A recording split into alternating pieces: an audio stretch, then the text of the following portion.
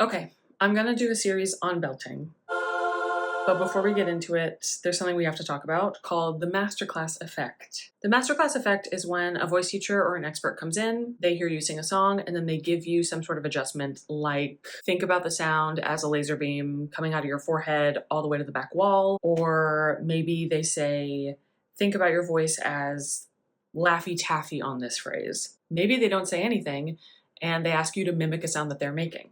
You make the adjustment, and it's incredible. You are fixed as a singer. All your dreams have come true. The crowd goes wild. It's an incredible moment.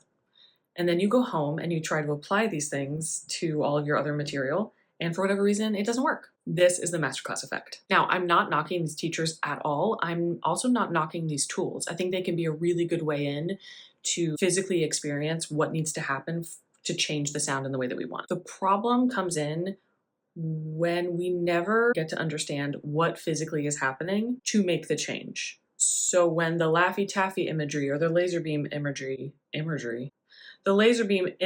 isn't working anymore, then we're stuck because we have no idea beyond thinking those cues what physically has to change to make a sound.